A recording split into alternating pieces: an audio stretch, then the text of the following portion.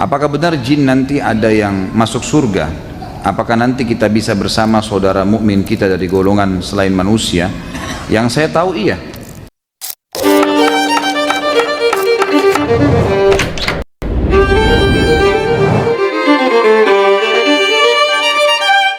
Jin-jin beriman itu akan masuk ke dalam surga. Kalau tidak, maka tidak ada makna daripada ayat firman Allah Subhanahu wa taala, "Wa ma khalaqtul jinna wal insa illa liya'budun." Saya tidak ciptakan jin dan manusia kecuali untuk menyembah kepadaku. Tidak akan ada makna daripada surah jin yang menjelaskan tentang adanya jin-jin yang beriman, dan mereka beriman pada risalah Musa, mereka beriman pada risalah Isa, pada risalah Nabi Muhammad SAW. Jadi memang ada dan mereka masuk surga. Tapi apakah nanti kita akan ketemu di surga? Allahu a'lam. Yang saya tahu adalah dalil yang umum menyampaikan kalau ahli surga bisa saling ketemu. Tapi dalam hadis ini disebutkan orang-orang yang saling kenal di dunia memang. Umumnya manusia, misal sama adiknya, sama kakaknya, sama temannya, dia ingin ketemu. Dalam sebuah riwayat dijelaskan dia tinggal memohon kepada Allah Subhanahu wa taala, Allah akan mengantarkan dia ke istana orang yang sedang jadi target, gitu kan. Ini yang ada manusia, tapi apakah interaksi sama jin saya tidak tahu, belum pernah saya temukan dalilnya. Bagaimana dengan bisikan syaitan yang datang saat sholat, namun isi bisikan tersebut adalah berupa solusi atau jalan keluar, ya, kita ke depan, jadi seperti sebuah solusi tautis yang datang ke kita, dan kadang itu benar dan jujur. Itulah permainan syaitan ke anda, mengingatkan kunci, mengingatkan janji, mengingatkan benda yang lupa taruh di mana. Akhirnya nanti setiap kali ada benda hilang kita sholatnya kena benda hilang, mau tahu gitu kan. Itulah permainan syaitan gitu. Jadi itu semua permainan tidak boleh dipercaya gitu. Dia kalau masalah benar ya karena kebetulan memang saja dia ingatkan kita, memori kita saja yang diputar sama dia sehingga kita bisa mengingatnya. Sebagaimana kita bisa dibuat menghayal, mengingat lawan jenis dalam sholat, ada orang menghitung keuntungan transaksi, ini semua permainan syaitan. Kata Nabi SAW kepada Uthman bin Abi Mad'un, sahabat Nabi radhiyallahu anhu, pada saat beliau berkata, "Ya Rasulullah, saya kalau sholat saya selalu merasa terganggu, lupa dengan pekerjaan, lupa dengan sholat saya, mengingat pekerjaan, mengingat keluarga, mengingat beragam macam hal." Kata Nabi SAW, itu syaitan yang bernama khinzib atau khanzab, yang bertengkar di sebelah kiri kuping musalli, kemudian mengingatkan kepada dia, ingatlah ini, ingatlah itu, sampai dia lupa berapa jumlah rakaat yang dia sholat gitu ya. Jadi ini kata Nabi SAW, kalau datang kepadamu, bacalah isti'adzah, a'udzubillahi minasyaitonirrajim, dan menudahlah sebelah kiri 3 kali, ditiupkan ya, ditiup 3 kali seperti itu. Bagaimana dengan air mata seorang ibu yang dibungkus dan ditaruh di dompet seorang anaknya? Untuk apa? Untuk apa taruh air mata ibu ini? Hah? Kira-kira untuk apa nih? Nanti ada yang taruh air mata istri, air mata suami. Untuk apa? Apa hubungannya air mata dengan dia? Kita dalam Islam disuruh apa? Bakti, khidmah. Bukan simpan air matanya ibu, gitu kan? Itu yang diperintahkan. Jadi tidak boleh, semua sama sekali tidak boleh. Ini teman-teman yang hadir di sini semua ada di dompetnya tulisan-tulisan apalah, semua yang pernah dikasih oleh Pak Haji yang berkedok sebenarnya dukun atau orang pintar lah atau guru ngajinya. Karena saya itu hari diundang ke Hong Kong, lalu saya ngadakan pelatihan ruqyah massal. Pada saat itu ngajarin mereka ruqyah. Sebelum ruqyah saya bilang, semua di sini yang punya buhul di store ke saya, semuanya, apapun. Maka panitianya keliling satu kresek gitu, macam-macam, ada cincin, ada kunci, ada kertas, ada kain dijahit-jahit, ada tulisan bahasa Arab beragam, ada menyan, baunya la ilaha illallah. Udah enak sekali, dikumpul semua. Setelah selesai baru, karena kalau buhul itu masih ada di kantong seseorang, disimpan di dompetnya, di rumahnya, di lemarinya, baru diruqyah, maka berarti masih ada posko syaitan.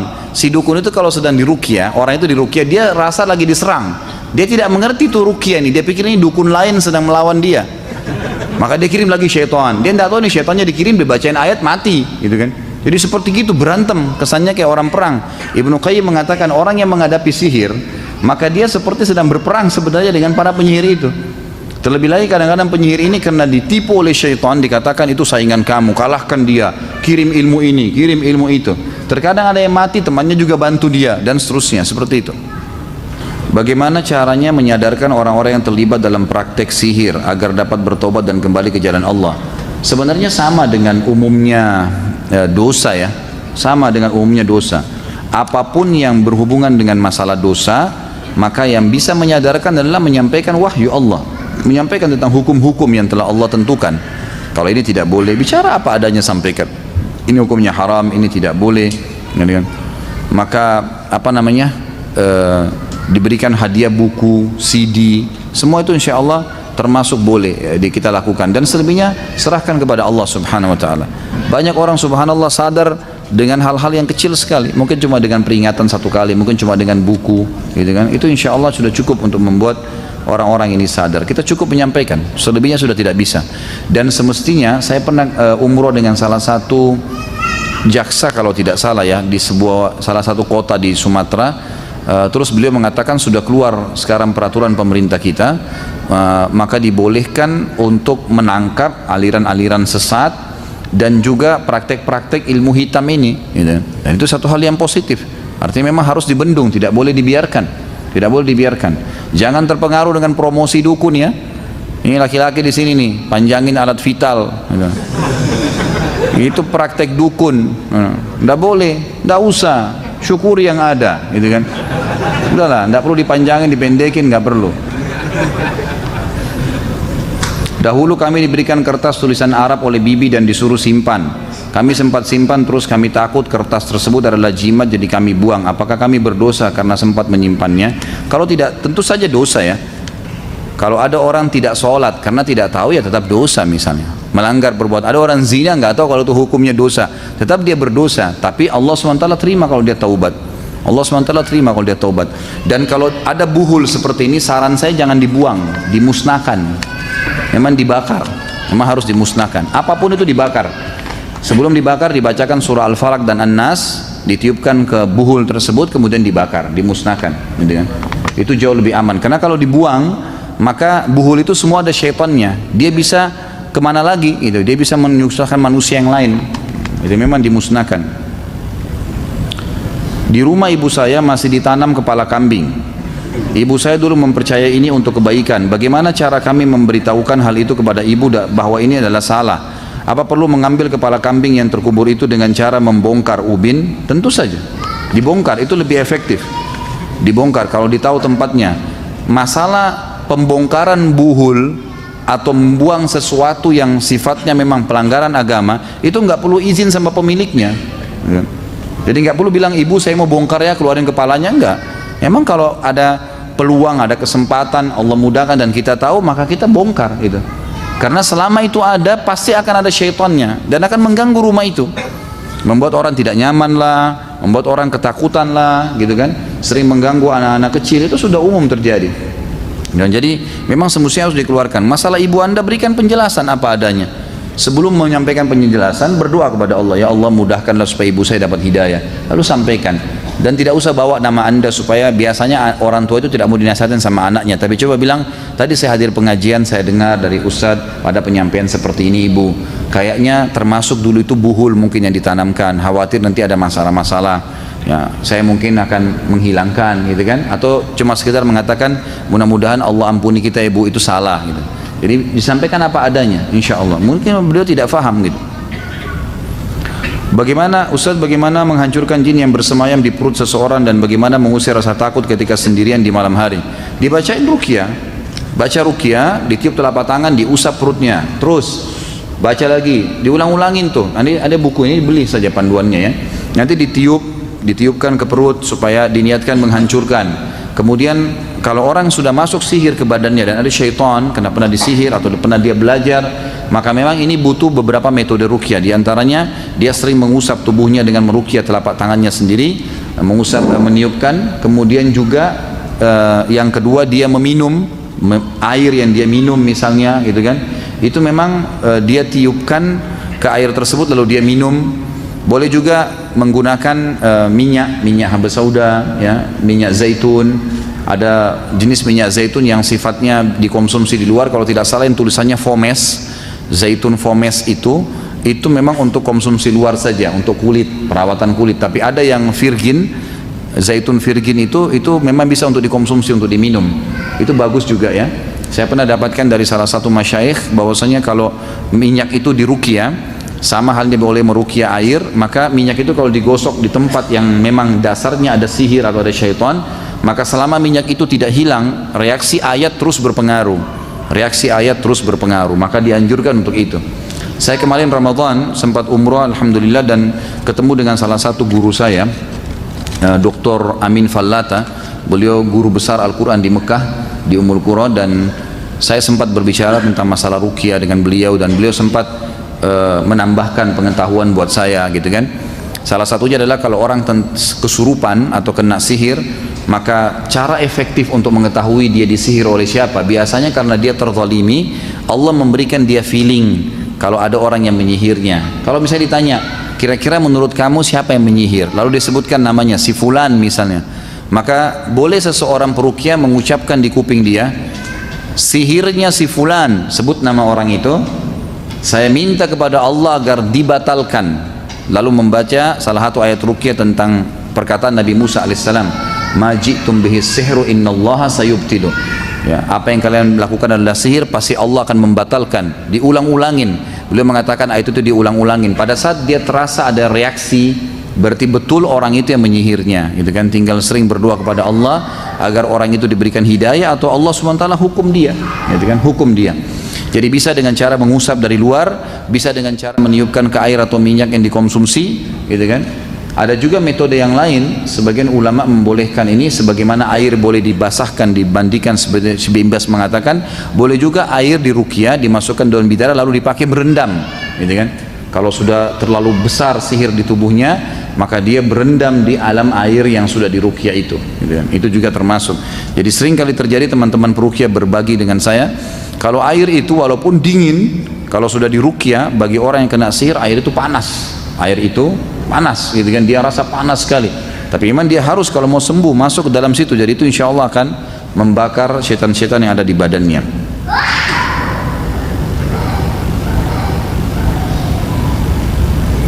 Saya pernah menemukan kasus kurang lebih seperti ini Ustaz. Seseorang ingin mendapatkan ilmu kebal, kesaktian, maka oleh gurunya ditransfer tenaga dalam dan diberikan jin muslim sebagai pendamping. Lalu untuk mempertahankan kesaktiannya, guru tersebut menginformasikan bahwasanya dia harus sholat 5 waktu, puasa sunnah Senin Kamis tidak boleh tinggal, dan ibadah-ibadah lainnya. Sang guru mengklaim bahwasanya ilmu putih lawan dari ilmu hitam. Pertanyaan, apakah ini masuk dalam ilmu sihir? Apakah ibadah yang dijalankan akan diterima? Ini cuma kedok saja. Ini cuma kedok saja. Jadi masalah dia suruh sholat, dia suruh puasa, itu kedok, permainan syaitan. Baik menipu si guru tadi, atau memang si guru ini juga sebenarnya tahu ya, karena dia mendekati pasien atau mendekati targetnya dengan apa yang disukai oleh orang itu. Kalau orang itu suka ibadah, sholat, diingatkan kamu harus sholat, tanpa juga dukun bilang ya kita pasti sholat lah, Allah perintahkan gitu kan. Tapi itu ditunggangin, pastinya nanti ada hal-hal lain yang memang diberikan syarat.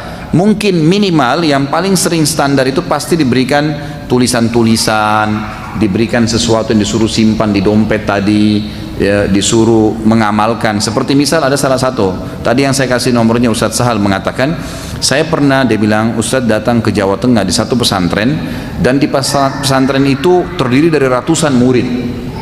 Saya ajarkan metode ruqyah, baca ayat ruqyah, bagaimana meniup ke telapak tangan, bagaimana mengusap tubuh. Dia bilang saya ajarkan itu. Pada saat saya praktekin ruqyah di masjid, hampir satu pesantren semuanya kesurupan. Di masjid, santri di pesantren, gitu kan. Kata kiainya, Anda ini ajarin apa nih? Kata Ustaz Sahal, Anda lihat, Pak Kiai lihat sendiri, saya bacain ayat kursi, Al-Falaq, Al-Ikhlas, An-Nas, gitu kan.